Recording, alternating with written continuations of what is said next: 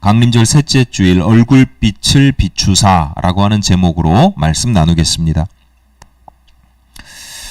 얼마 전에 저녁에 어스름한 저녁에 야탐역 근처를 지나가다가 바닥에 막 전단지들이 막 여러 장 흩뿌려져 있는 거예요. 큰 글씨로 전단지 한 절반을 차지할 정도로 큰 고딕체 글씨로 북창동 이렇게 쓰여 있더라고요. 제가 아는 북창동 하면 여러분 뭐가 떠오르세요? 그래서 순두부집이 뭐 오픈을 했나 그리고 이렇게 봤더니 북창동 밑에 북창동 룸사롱 이렇게 술집 광고가 있더라고요. 북창동이라는 글자만 크게 탁 보여줘도 어떤 사람들에게는 이게 술집 광고구나, 술집이라는 걸 딱 알아차리는 사람들이 있고, 또 어떤 사람들은 어디 순두부집이 생겼나 뭐 이렇게 생각하는 사람도 있고, 또 어떤 사람들은 그 뭐야 아무 의미도 없고 분명히 그곳에 북창동이라는 글씨가 적혀있는 전단지가 있지만 그냥 전단지구나 그리고 아무 생각 없이 그냥 지나가는 사람들도 있죠. 우리가 종종 똑같은 것을 보지만 모든 사람들이 같은 것을 보지는 않습니다. 같은 것을 보지만 다르게 보고 다른 것들을 인식하는 경우가 참 많습니다. 여러분 청량리 하면 떠오르는 게 뭐예요? 저는 기차역이에요. 저는 기차역인 게 왜냐하면 제가 학창시절에 지금도 그런데 멀미를 좀 하는 편이라서 이제 고향에 가려면 버스를 타는 것보다는 기차를 주로 이용을 했거든요. 시간이 더 걸려요. 버스보다 시간이 한참 걸리는데 옛날에는 버스를 타면 그 대관령 고갯길을 꼬불꼬불 내려갈 때 너무 힘들어가지고 기차를 주로 애용을 했어요. 그러니까 청량리역 하면 기차역이 떠오르고 청량리 하면 청량리역이 떠오르고 청량리역이 떠오르면 바로 동해역이 떠오르고 고향이 떠오르는, 청량리에 가면 청량리를 지나면 고향이 떠오르는 그런 일들이 생기죠. 어떤 분들은 청량리 하면 이제는 없어진 588 집창촌을 떠올리는 분들도 계실 거고, 완전히 대명사잖아요. 청량리의 대명사. 농산물 혹시 판매하거나 관심 있으신 분들은 거기 농산물 도매시장이 있거든요. 유명해요. 농산물 가락시장 이런 쪽보다 서울 저쪽으로는 청량리에서 농수산물 도매시장으로 유통이 되기 때문에 그쪽 가면 또 싸요. 그런 사람들은 농수산시장이 생각이 나겠죠. 다시 말씀드리지만 사람들은 같은 것을 보고 같은 것을 듣지만 어떤 의미로, 다른 의미로는 전혀 같은 것을 보지 않고 같은 것을 듣지 않습니다. 서로 다른 것을 인식하는 경우가 많아요. 그런데 완전히 다르지만은 않아요. 다른 것을 다르게 생각하고 다르게 보지만 또 완전히 다르지는 않아요. 여러분 청어 아세요? 청어? 청어라는 단어를 들으면 뭐가 떠오르세요? 사람마다 다 달라요. 저는 어렸을 때 자주 먹었던 청어회가 떠오릅니다. 어머니가 일본식 청어회는 아니고, 일본식 청어회는 막 가시를 발라내거나 가시를 쪼싸서 하는 건데, 어머니가 해주신 거는 뼈째, 뭐라 그러죠? 뼈째회를 뭐라 그러지? 새꼬시처럼 하거나 뼈째회 이렇게 해가지고, 미나리 이렇게 해가지고 초무침을 이렇게 해가지고 하면 밥 반찬으로 먹었는데요. 정말 먹고 싶은데 꽤 오래 못 먹었어요. 청어가 이렇게 화로로 유통되는 생선이 아니라서. 저는 그런 청어회가 떠오르고 어머니가 떠오르는데, 어떤 분에게 청어하면 청어는 구이가 유명하거든요. 구워 먹는 생선이에요. 그러니까 청어 구이가 떠오를 것이고, 또 음식을 잘 아시는 분들은 과메기가 떠오를 수도 있어요. 요즘은 꽁치로 과메기를 만들지만 옛날에는 청어로 과메기를 만들었거든요. 그래서 요즘 또 청어 과메기 따로 파는 데도 있더라고요. 음식에 별로 관심이 없으신 분들은 그냥 바다 떠오르고 뭐 이럴 수도 있겠죠. 제가 설교 준비하면서 아내한테 물었어요. 당신 청어 하면 뭐가 떠올라? 이랬더니 아내가 집 나간 며느리? 이러더라고요. 전어잖아요, 전어. 집사람한테는 청어든 전어든 아무 의미가 없는 단어예요. 저한테는 어머니가 생각나는 소울푸드고, 이게 뭐 이렇게 막 제가 워낙 이렇게 뭘 막 찾아서 막 찾아내서 먹고 막 적극적이지가 않아서 그렇지만 그래도 오랫동안 꽤 그리운 음식인데, 남편한테 그렇게 그리운 음식인데, 제가 예전에 부모님 살아계실 때는 고향에 갈 때면 항상 제가 미리 말씀드리면 이제 너무 기다리시니까 이제 언제 간다 그러면 그때 맞춰서 항상 청어회를 준비를 하셨어요. 그리고 한 30분 전에 대관령쯤 되면 이제 저기 지금 대관령이에요. 그럼 이제 그때 무치시키시는 거예요. 가자마자 딱 먹을 수 있게. 그 시절을 함께 보냈는데도 이 사람한테는 집 나간 며느리? 뭐 이렇게 어이가 없어가지고. 자, 다른 것 같죠? 그런데 다른 것 같은데 사실은 하나의 틀이 있어요. 그게 청어든 전어든 뭐가 됐든 청어하면 사람들은 이걸 음식으로 떠올려요. 그러니까 대부분의 사람들은 음식이라고 하는 카테고리 안에서 청어를 떠올린단 말이죠. 왜냐하면 우리가 세상을 인식하는 가장 일반적인 방법이에요. 두 가지가 있는데, 하나는 경험을 했느냐 안 했느냐, 어떤 경험을 했느냐가 중요해요. 그래서 경험이라는 거하고, 또 하나 경험으로 인식하는 경우가 있고, 또 하나는 필요로 인식하는 경우. 그게 나한테 필요하냐 아니냐. 저희 아내한테 청어는 전혀 필요가 없는 비린 생선이죠. 저한테는 필요가 있는 그리운 음식이고요. 그러니까 음식으로서의 청어를 딱 떠올리는 이유는, 모두가 비슷하게 음식으로서의 청어를 떠올리는 이유는 그런 경험과 필요라고 하는 인식 체계가 작동했기 때문입니다. 그러면 여러분, 하나님 하면, 하나님이라는 단어를 들으면 어떤 이미지가 떠오르세요? 하나님은 어떤 분이에요, 여러분에게? 사랑이 떠오르면 그분에게는 하나님의 사랑을 경험했던, 하나님의 사랑에 대한 경험이 있거나 또는 그 사랑이 필요한 경우가 많아요. 보호하시는 하나님, 하나님께서 나를 보호해 주신 경험을 했거나 또는 하나님의 보호가 간절히 필요한 경우가 많죠. 평강의 하나님, 정의의 하나님 다 마찬가지예요. 그래서 하나님에 대한 경험이 많거나, 다양하고 많거나 깊거나 또는 그런 필요를 많이 느끼는 사람들일수록, 그런 성도일수록 그 하나님은 크신 하나님이 돼요. 성경적인 표현으로 하자면 광대하신 하나님이 돼요. 전 우주적인 하나님이 되는 거죠. 반대로 그런 경험이 없거나 그런 필요를 느끼지 못하면 무신론자, 하나님에 대한 경험이 없거나 하나님이 필요가 없어, 그럼 하나님 안 믿는 거지. 그런 사람들에게는 하나님이 존재하지가 않아요. 근데 우리들은 대부분 그 사이에 있어요. 하나님에 대한 경험이나 필요를 일부, 그러니까 하나님에 대한 경험이나 필요가 적어요. 그러면 그가 믿는 하나님은 매우 작은 존재에 불과하게 되는 겁니다. 오늘날 우리들이 모두 성도라는 이름을 가지고 있고요. 다 같은 하나님을 믿고요. 저마다 똑같은 하나님의 이름을 부르면서 하나님께 기도합니다. 그런데 우리가 실제로 믿고 부르고 구하는 하나님의 모습은 저마다 다 달라요.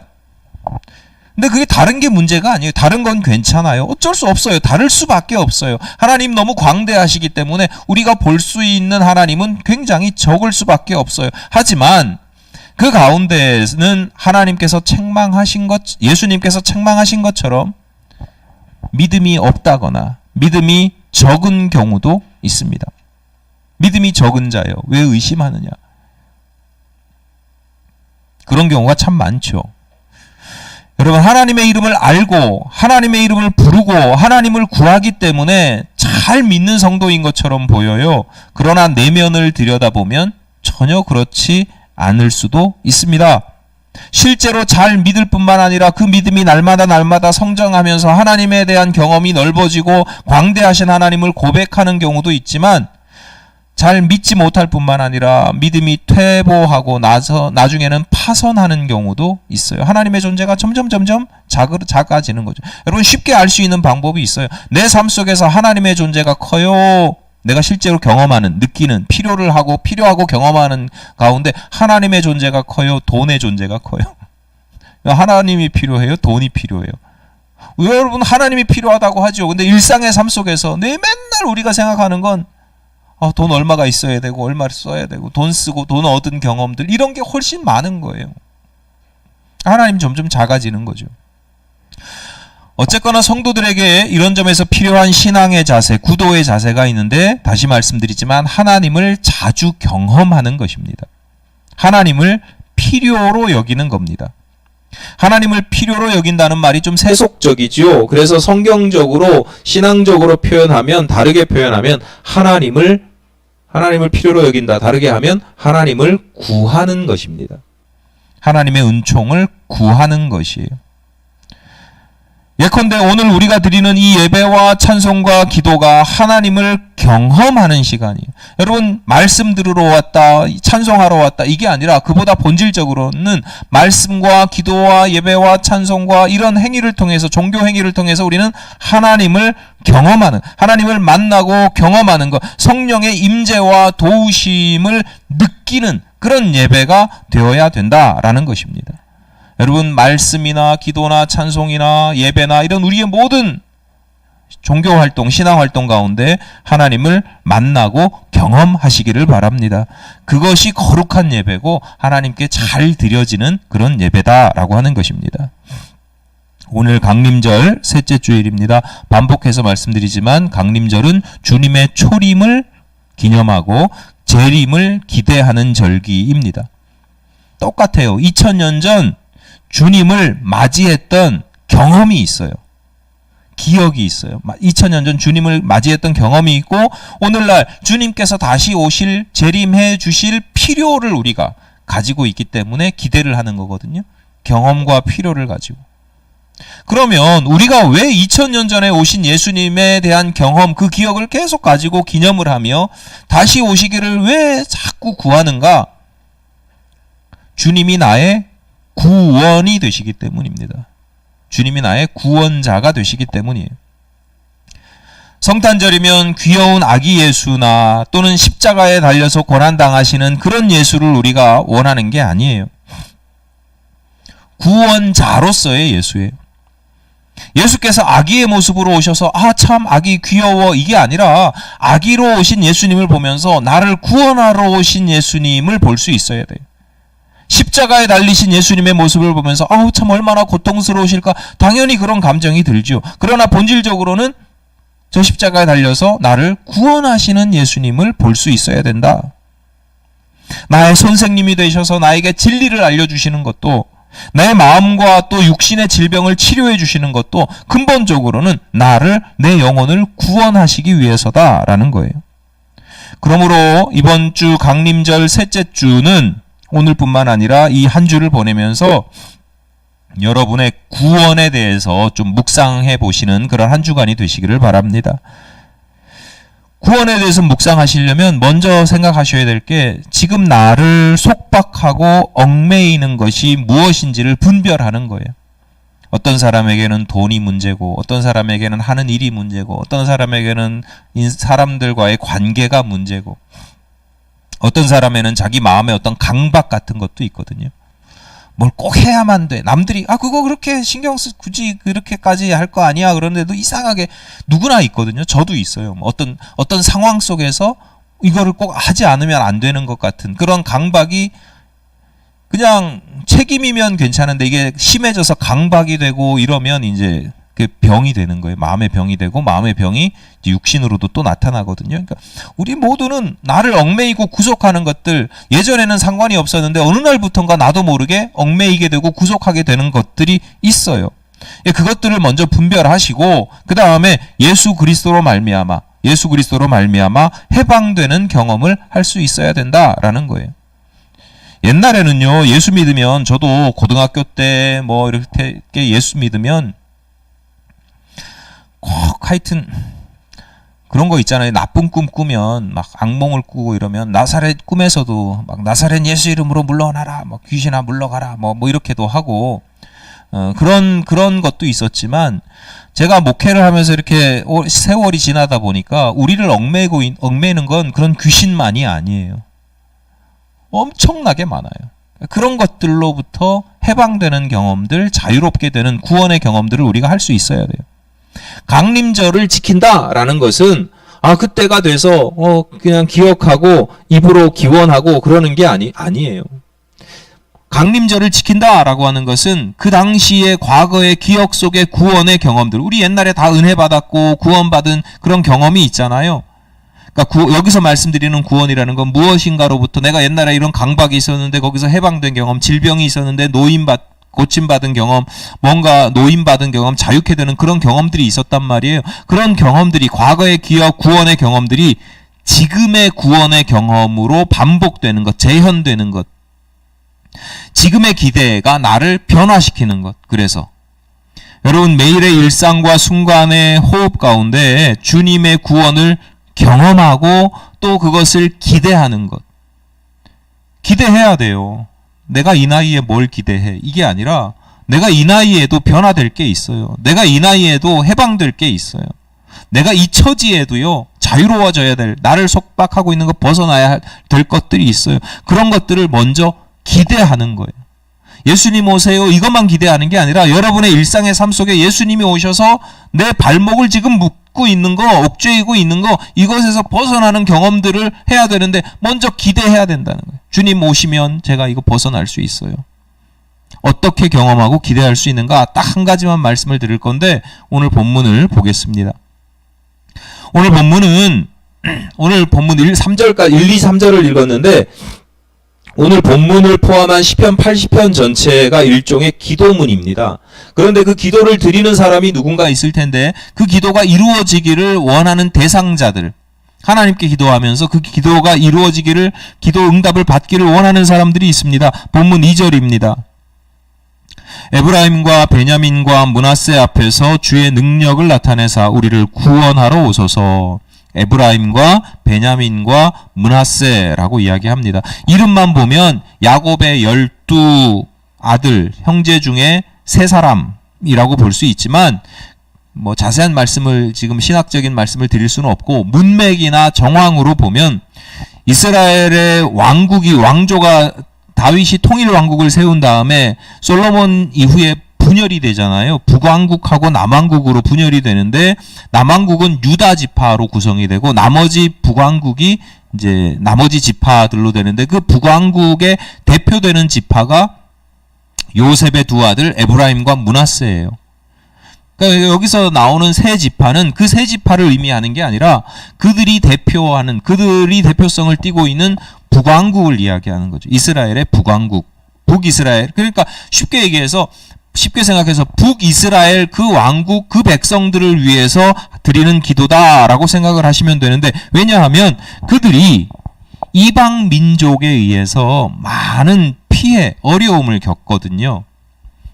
그리고 나중에는 아수르에 의해서 먼저 멸망을 당합니다.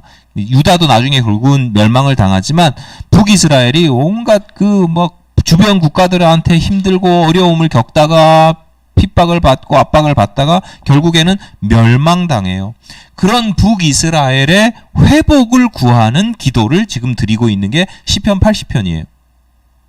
그런데 이러한 회복을 오늘 본문의 저자가 뭐라고 표현하냐면 구원이라고 표현을 합니다. 구원을 주십시오, 이렇게 표현을 해요. 2절을 다시 보겠습니다. 에브라임과 베냐민과 므낫세 앞에서 주의 능력을 나타내사 우리를 구원하러 오소서. 이어지는 3절입니다. 하나님이여 우리를 돌이키시고 주의 얼굴빛을 비추사 우리가 구원을 얻게 하소서. 반복해서 구원이라는 단어가 계속 나옵니다. 3절에 표현된 구원이라고 하는 단어의 원어는 야샤라고 하거든요. 야샤, 구원하다, 구출하다, 구조하다 이런 뜻으로 사용되는데 이 원래 어원 뉘앙스가 뭐냐면 넓히는 거예요. 넓히는 거. 넓히고 또 충분하게 하는 거. 많아서 충분하게 넉넉하게 한다, 이런 뜻을 가지고 있어요. 그러니까 그냥 크고 넓고 많다 이런 게 아니라, 그런데 크고 넓고 많은 게 아니라 지금 막혀 있고 갇혀 있는 좁은 곳, 지금 막혀 있는 내 삶의 환경이 막 뭔가에 막혀서 좁혀져 있는데 그거를 넓혀주는 거예요. 넓히는 거예요. 뭔가 막 제한되고 모자라고 부족해서 막 결핍되어 있는데, 그런데 그곳을 충분하게 해주는 것, 충만하게 해주는 것, 이게 구원이에요. 야샤라고 하는 말이에요.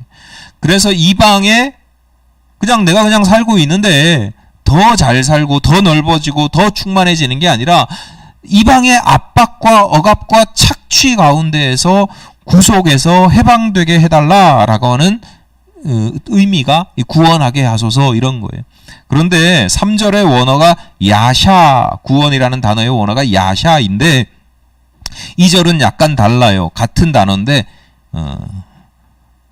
예슈아라고 합니다. 예슈아 2절은 야사의 명사형이에요.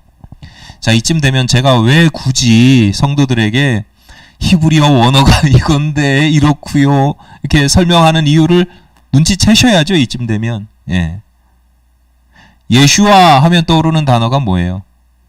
예수. 예, 예수입니다. 예수의 구약식 표현이, 구약식 발음이 예슈아, 호세아, 여호수아 뭐 이런 거예요. 마태복음 1장 21절에 주의 사자가 예수의 아버지 요셉에게 나타나서 전하는 말씀이 있습니다. 아들을 낳으리니 이름을 예수라 하라. 왜냐하면 이는 그가 자기 백성을 그들의 죄에서 구원할 자이심이라 하니라. 이렇게 되어 있죠. 예수라는 이름의 뜻이 뭐예요? 구원자, 구원하다, 구원이라는 뜻이에요. 좁은 곳에서 넓혀주시고 부족하고 빼앗기고 없는 곳에서 풍성하게 해주시는 분이란 말이에요. 오늘 우리가 예수를 믿는 이유가 여기에 있다. 예수께서 나를 구원해 주시기 때문에, 구원하셨기 때문에, 그리고 구원하실 것이기 때문에. 그냥 확 지나가지 마시고 잘 들으세요. 예수께서 나를 구원하셨고 구원하시고 구원하실 것이기 때문에. 이게 신학적인, 이게 좀 신앙적인 표현이라 한번 구원하셨으면 끝이지 뭐 구원론자들 뭐 그런 식으로 얘기하잖아요. 그런 게 아니라 여러분 이 말 속의 의미를 잘 생각하셔야 돼요. 예수님이 나를 구원하시기 때문에, 왜냐하면 구원하셨기 때문이고 구원하실 것이기 때문에. 여러분 본문의 시편 기자가 하나님의 구원을 기대하는 것도 마찬가지예요. 우리가 읽진 않았지만 본문 8절에 보면 주께서 한 포도나무를 애굽에서 가져다가 민족들을 쫓아내시고 그것을 심으셨나이다. 이 시편 기자가 과거의 자신의 구원의 경험을 고백하는 거예요. 출애굽할 때 하나님 그때 애굽의 노예 생활에서 우리를 건지셔서 이곳에 포도나무를 심으셨잖아요.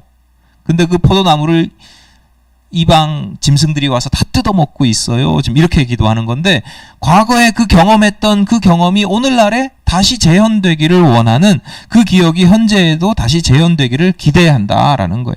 구원이라는 게 이런 거다. 여러분 하도 교회에서 구원이라는 말을 많이 들어가지고 이 구원에 대한 이미지가 굉장히 이렇게 딱 정해져 있거든요. 그게 아니라 더 풍성한 의미들이 있다. 자, 그러면 하나님의 구원, 그래서 회복을 경험하기 위해서 어떻게 해야 되느냐? 한 가지 말씀드린다 그랬어요. 본문 3절을 다시 봅니다. 하나님이여 우리를 돌이키시고 주의 얼굴 빛을 비추사 우리가 구원을 얻게 하소서. 구원을 얻을 수 있도록 하나님 우리를 돌이켜 주세요. 돌려 세워 주세요. 돌아서게 해 주세요. 방향을 바꾸게 해 주세요. 그 다음이 중요합니다. 주의 얼굴 빛을 비추사.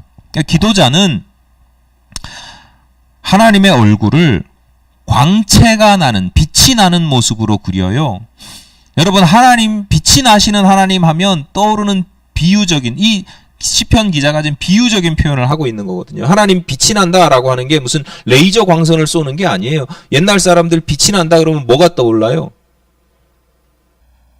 우리 옛날 사람들인데 이 중에 대부분은 옛날 사람들인데 어떤 모습을 보고 하나님 얼굴 빛을 비추소서 했을 때 그 얼굴 빛을 무슨 모습을 보고 떠올렸겠냐는 거죠. 태양. 마치 태양과 같은 거예요. 태양이 그 빛을 쫙 비추어 주듯이 그 빛을 비추어 달라. 그래서 태양이 있는데 우리가 등지고 있거나 동굴 속에 있거나 그렇다면 우리를 끄집어내 주시고 그 얼굴을 돌려서 몸을 돌이켜서 그 태양 빛을 태양빛이 아니죠. 하나님의 얼굴에서 나는 그 빛을 비추게 해달라, 쬐게 해달라라는 뜻이에요. 그런 이렇게 은유와 비유의 모습들이 있는 거죠. 참고로 본문 2절도 다시 보겠습니다. 에브라임과 베냐민과 므낫세 앞에서 주의 능력을 나타내사 우리를 구원하러 오소서. 에브라임과 베냐민과 므낫세 앞에서 이렇게 되어 있잖아요.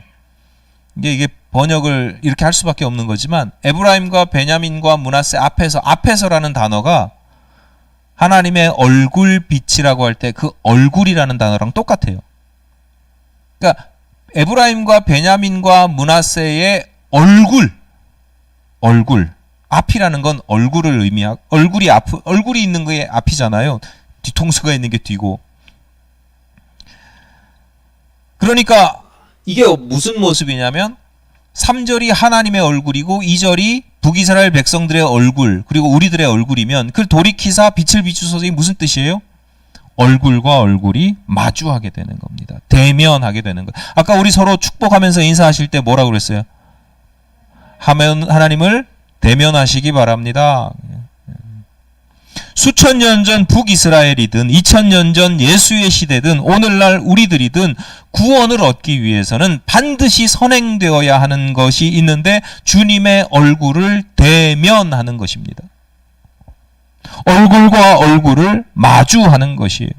오늘 설교의 제목이 뭐예요? 얼굴 빛을 비추사. 태양빛이 비추는 것만 생각하시면 안 돼요. 그 가운데 내 얼굴을 갖다 대야 되는 거죠. 여러분, 오늘날 성도들에게 매우 중요한 부분입니다. 여러분, 과연 주님의 얼굴 앞에 있습니까? 주님의 얼굴을 향해서 여러분의 얼굴을 돌리고 있습니까? 얼굴빛에 비춰지고 있습니까? 안 믿는 사람들은 그런다지만 믿는 사람들인 우리들이 주님의 얼굴 앞에 내가 얼굴을 대면하고 계시냐고. 매일 일상의 삶 속에, 심지어 우리가 지금 예배하는 이 순간에도.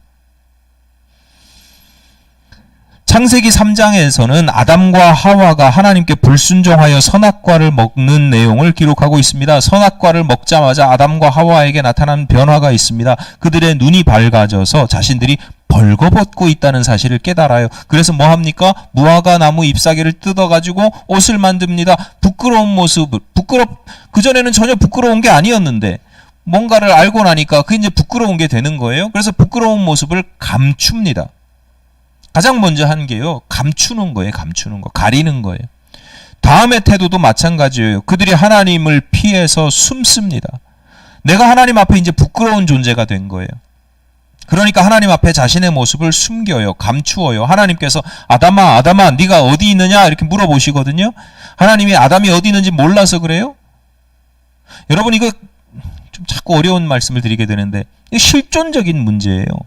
하나님이 야, 너 지금 도대체 어디 있는 거야? 너 뭐 하고 있는 거야? 이놈의 새끼. 네가 어디 있냐? 라고 하는 게 몰라서 야, 어디 있지? 숨바꼭질 하시는 게 아니라고요. 여러분, 우리가 수시로 우리가 스스로에게 질문해야 되는 내용이고요. 하나님께서 우리에게 타락하고 죄짓고 숨어있는 우리에게 수시로 하는 말씀이 야, 지구가 너 지금 어디 있어? 너 지금 뭐 하고 있는 거야?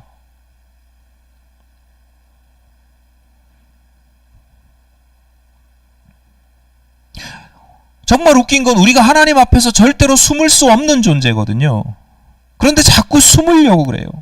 하나님의 부르심에 대한 대답을 아담이 이렇게 하죠. 내가 동산에서 하나님의 소리를 듣고 내가 벗었으므로 두려워하여 숨었나이다. 하나님을 두려워하고 그 낯을 피합니다.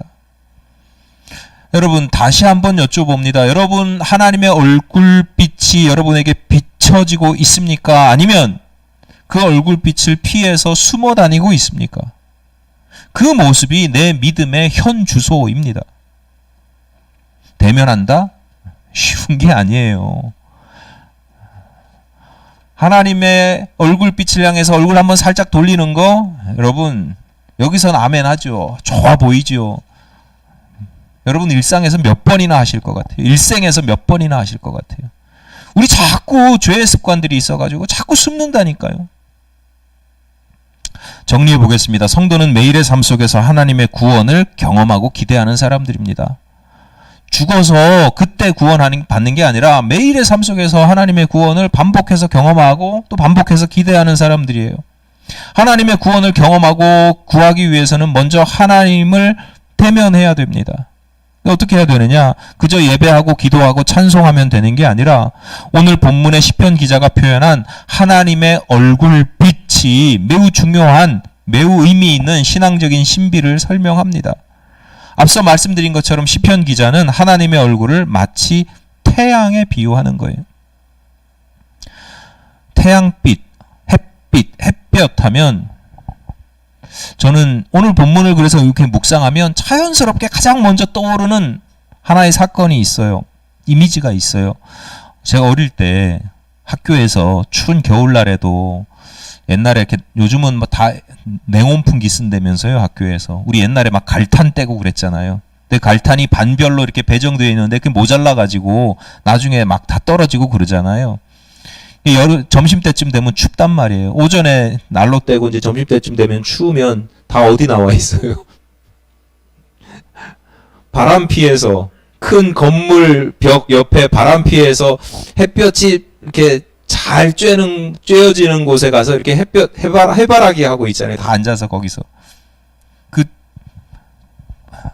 저만 그래요? 그런 경험들 없으세요? 가장 먼저 떠오르는 건 그 기억이 떠올라요. 오늘 본문을 묵상하면, 얼굴빛을 비추사 하면 그 이미지가 떠올라요. 그리고 또 한 가지 떠오르는 게 있는데, 그게 원초적인 이미지고, 거기서 관련돼서 떠오르는 사건이 뭐냐면, 제가 예전에 공익근무를 했는데 산불 감시 요원이었거든요. 산불 제일 중요한 게 산에 불이 나면 끄는 건데, 산불이 크게 나는 경우가 있어요. 그러면 며칠 동안 진화를 해야 되는데, 이제 위험하니까 새벽에 올라가서 뭐 그렇다고 화마와 싸우는 막 영화에서 나오는 것처럼 뭐 그런 게 아니고요. 잔불 정리하는 거예요. 산불은 계속 잔불이 숨었다가 또 나고 또 나고 또 나고 하니까 그 잔불들을 정리하는 일을 하는데 새벽에 올라가서 다시 내려올 수가 없잖아요. 새벽에 단팥빵 하나 배낭에 넣어가지고 등짐 물 등짐 하나 지고 새벽에 올라가서 해 떨어지기 전에 이제 내려와 하루 종일 하는 거예요. 근데 처음에는 불을 꺼야 되니까 이건 사명감이 있잖아요. 막 불을 꺼야 되니까 막 잘 끈단 말이에요. 열심히 한단 말이에요. 하다 보면 하루가 지나고 이틀이 지나고 하면 지쳐요. 배고프지요. 단팥빵 하나로 춥지요. 칼바람이 산 위에서 부는 칼바람이 장난이 아니에요. 엄청 추워요. 그런데 옷도 이런 지금 같은 이렇게 뭐라 그러죠? 덕다운, 오리털 이런 거 못 입어요. 왜냐하면 이게 화기 때문에 그런 화학섬유 소재는 다 녹아버릴 수 있기 때문에 더 위험하기 때문에 아주 면으로 된 그 청바지 같은 그 면으로 된 그걸 입고 가는데 너무 추워요. 춥고 배고프고 힘들지요. 그러니까 나중에는 옆에 잔불이 계속 이렇게 피어서 돌아다니는데 나중에는 이제 뻗게 되는 거예요. 그 옆에 누워서 잠깐 쉬는 거예요. 앉아서 쉬지도 못하고 누워서 쉬는 거예요. 그런데 이제 그렇게 쉬는데 산 위에 가면 가끔 듬성듬성 무덤들이 있어요. 누군지 모르지만 무덤이 있어요. 거기가 쉬는데 아주 최고로 좋아요. 누울만 하잖아요. 이게 잔디처럼 이렇게 돼 있으니 때가 입혀져 있으니까 쉴만 하죠. 그리고 또 좋은 게 뭐예요? 대부분의 무덤은 양지 바른 곳에 있잖아요. 남향이란 말이에요. 야, 거기 잠깐 5분 누워서 쉬는데요. 그 햇볕이 얼마나 따사롭고 얼마나 기운이 나고 마치 식물이 광합성 하듯이 잠깐 쉬는데 언 몸을 이렇게 잠깐 녹이는 건데 그렇게 따사롭고 행복하고 여러분 행복이요. 늘 풍요로운 사람들은 행복을 몰라요. 막 춥고 배고프다가 그 잠깐 5분 10분의 그 따사로움이 온몸에 막 녹아내리는 게 너무너무 좋아요. 그 햇볕 한 줌이 참 고마웠던 그런 기억이 있어요. 그런데 생각해 보세요. 햇볕이 비춰지지 않으면 태양이 없어진 거예요? 태양은 늘 존재하잖아요. 우리가 그늘 아래에 숨어 있으면 가려져 있으면 구름이 태양을 가리면 그 태양을 느낄 수가 없는 것뿐이지 태양은 늘 존재해요. 오늘 반드시 기억해야 될 오늘 설교의 주제입니다. 이스라엘 백성들이 하나님과 멀어지고 망하게 된 것은 그들이 하나님의 존재를 몰랐기 때문이 아닙니다. 하나님이라는 존재가 없었기 때문도 아니에요. 하나님은 늘 존재하셨고 무엇보다도 이스라엘 백성들은 그 존재하시는 하나님을 알았어요. 하나님 계셔. 알아. 여러분 오늘날 성도들도 마찬가지예요. 하나님 믿냐 그러면 전 하나님 믿어요. 교회 안 다니는 사람들도요. 저 하나님 믿긴 믿어요. 하나님이라는 존재가 있다는 걸 안다는 거예요. 하지만 그 햇볕을 느끼지는 못하는 거죠. 하나님을 느끼지는 못하는 거예요. 그 빛이 비추는 곳으로 나아가지 않는 거예요. 하나님을 믿는다는 것은 하나님의 존재를 믿는 것에서부터 출발하지만 그 존재만 믿는 것은 절대로 하나님을 믿는 게 아닙니다. 그냥 하나님을 아는 거죠. 그 하나님을 느끼고 경험해야 됩니다. 하나님의 밝은 빛에 자신을 비추어야 돼요. 밝은 빛에 비추면 따사로운 것만 있는 게 아니에요.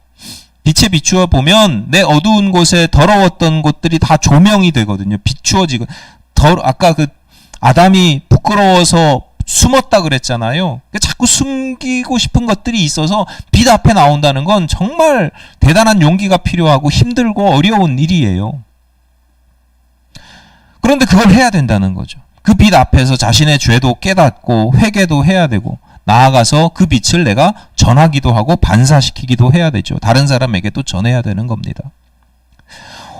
오래전에 아주 유명한 이름이 어려워서 제가 외우지를 못하는데 무슨 스키 이렇게 끝나는 폴란드에 유명한 아주 영화 감독이 하나 있는데요. 그 감독이 10개라고 하는 제 시리즈로 만든 단편 영화 같은 게 있어요. 10계명의 한 계명당 영화 한 편이에요. 그걸 작품을 만들었는데 그 첫 번째 계명에 나오는 내용인데 등장인물이 세 사람인데 아버지의 아들과 그리고 고모가 등장을 해요. 엄마가 없어요. 아버지가 수학자이고 철저한 무신론자예요. 근데 엄마가 없으니까 이 엄마를 대신해서 고모가 그 아버지의 아들, 그러니까 조카를 자주 돌보고 보살피는데 이 고모는 아주 독실한 기독교 신자예요. 그러니까 이 아이를 어릴 때 이렇게 돌볼 때마다 하나님에 대해서 이야기하고 예수님 이야기하고 성경 이야기를 하고 자꾸 하는 거죠. 근데 아버지는 철저한 무신론자이고 이 아이가 점점 자라서 어느 정도 이제 머리가 굵어지니까 이 아이가 고모가 이제 하나님 이야기도 하고 막 하니까 고모한테 물어요. 하나님은 어떤 분이에요? 이렇게 물어요. 여러분 뭐라고 하시겠어요? 여러분에게 누군가 어린 아이가 잘 말귀도 못 알아 들을 수도 있는 또는 나이가 많아도 말귀를 알아들어도 마찬가지죠. 하나님 어떤 분이에요? 그랬더니 이 고모가 어떻게 하냐면 이리 와 그랬더니 아이를 꼭 한참 동안 꼭 안아주시는 거예요. 한참 안은 다음에 이런 분이야 라고 하는 거예요. 기가 막히지 않습니까? 하나님을 말로 설명하는 게 아니라 느끼게 해주는 거예요. 그 안정감과 그 평안함과 그걸 느끼게 해준 거예요. 하나님은요 아는 게 아니라 느끼는 게 중요하다고. 여러분 빛 되신 주님을 피해서 숨으려고 하지 마십시오. 숨을 곳도 없습니다. 주님 앞에 나오셔서 주님의 빛에 조명되시고 따사로운 햇볕을 누리십시오. 이것이 성도에게 주시는 축복이자 특권입니다. 스스로의 모습이 부끄럽고 그래서 하나님 앞에 서는 것이 두려울 때도 있습니다. 그럴 때도 있는 게 아니라 늘 그렇습니다. 그럼에도 불구하고 용기를 가지고 하나님 앞에 나오시면 기쁨과 자유를 누리게 되는 것이고 그것을 다른 말로 구원이라고 합니다. 주님을 대면하여 그 얼굴빛에 조명되시는 복된 성도 여러분이 되시기를 간절히 바랍니다.